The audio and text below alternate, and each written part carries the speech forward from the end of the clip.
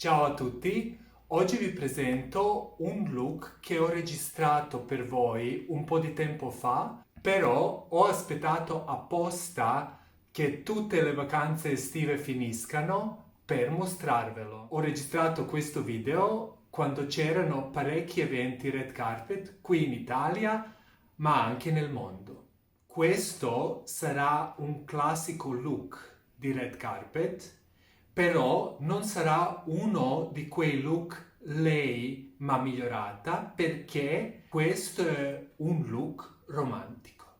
Quello che mi ha ispirato a creare questo look sono i modelli migliori di abbigliamento di alta moda, tulle plissé nero con una giacca in bucle nero e le scarpe ballerine a punta. Vedrete come questo look non è assolutamente connesso con i trend di Instagram e TikTok, ma con la conoscenza della storia della moda e del trucco. E perché oggi ho parlato tanto, non vi voglio fare aspettare, ma possiamo andare a vedere come ho creato questo look. Qui inizio pulendo la pelle. Utilizzo l'acqua miscelare Bioderma perché voglio avere una superficie pulita per tutto ciò che applicherò in seguito. E continuo usando Bioderma Sebium Pore Refiner solo nella zona T dove abbiamo un po' di pori dilatati. Per la zona delle guance utilizzo il trattamento anti-rossamento Dr. Jar.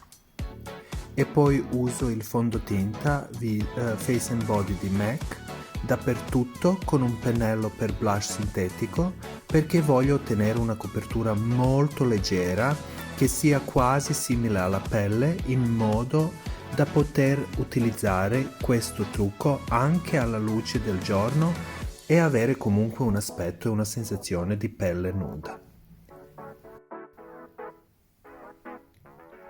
L'eccesso di fondotinta lo rimuoverò e lo massaggerò sulla pelle con questo pennello di Nabla.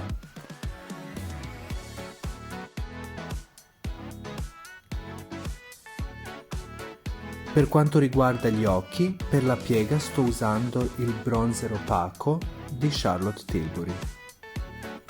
E questo è un colore medio. E per questo utilizzo questo pennello per ombretti di Nabla. Lo sto usando sulla piega superiore e anche sotto l'occhio come base per tutto il resto che userò in seguito. L'obiettivo è ottenere un look molto romantico e senza tempo. Assicurati di sfumare molto bene i bordi. Ed è molto bello usare questo pennello grande, rotondo e soffice perché si ottiene una applicazione uniforme e una sfumatura molto bella sugli occhi.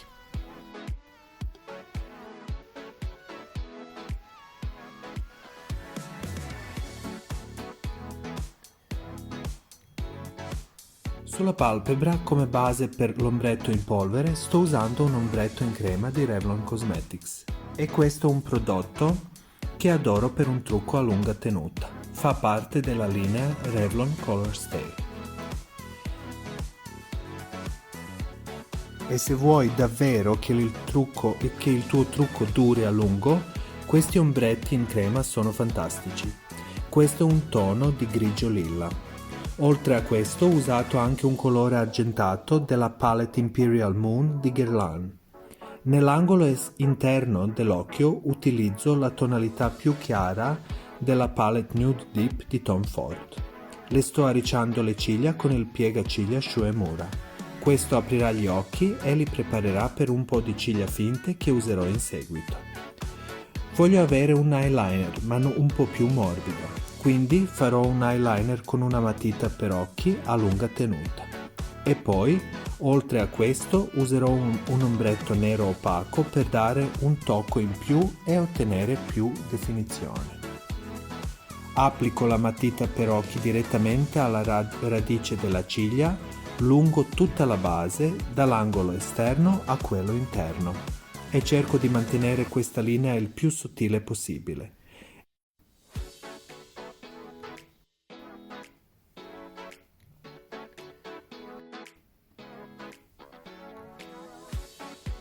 E poi il tocco esterno e la definizione le ottengo usando l'ombretto nero della palette Wizard.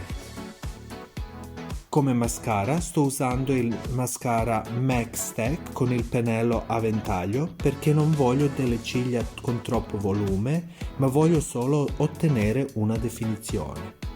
E poi per dare un po' di volume userò le ciglia individuali.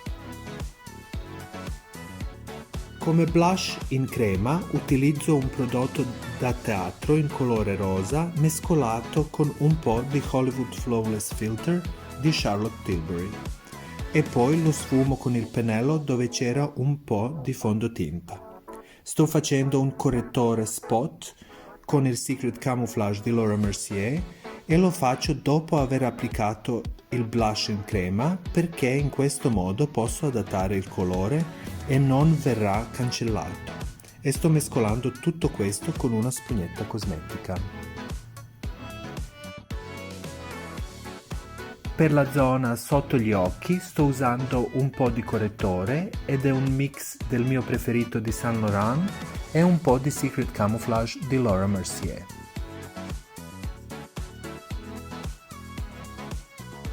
Come illuminante sugli zigomi, tra gli occhi, sul naso e sul labbro superiore utilizzo un illuminante in crema WhatsApp di Benefit. Mi piace perché è perlaceo ma sembra comunque abbastanza naturale e carino. E poi le imposto la parte centrale del viso con la cipria in polvere Huda Beauty perché voglio che i perimetri del viso rimangano lucidi e naturali.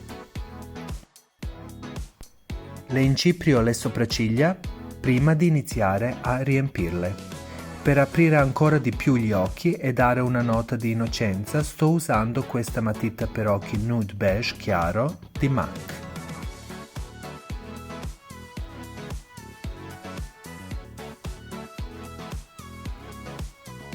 Sugli angoli esterni degli occhi 3 o 4 ciuffi di ciglia nere corte Ardell e questo darà una definizione sufficiente e non sembrerà esagerato.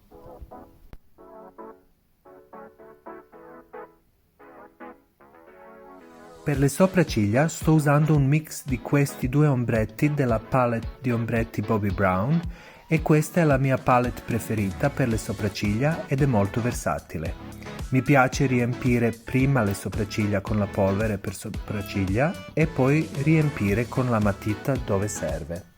A volte basta usare solo l'ombretto per riempire le sopracciglia. Non è necessario utilizzare il pen o matita dopo.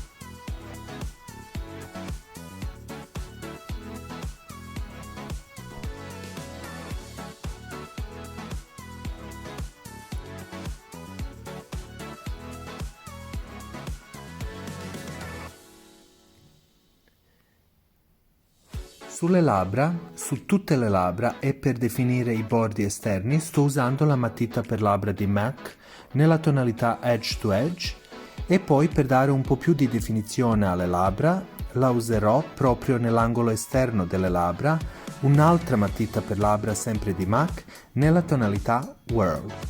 È una tonalità molto bella naturale, quasi come un labbro ma un po' più scura.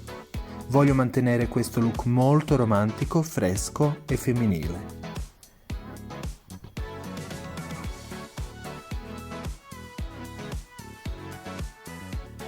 Come rossetto userò questo colore rosa nudo pallido di MAC che si chiama Cream Cup. Sotto le sopracciglia userò un po' di polvere compatta Airbrush Flawless Finish di Charlotte Tilbury, gli ultimi aggiustamenti delle ciglia e il gioco è fatto.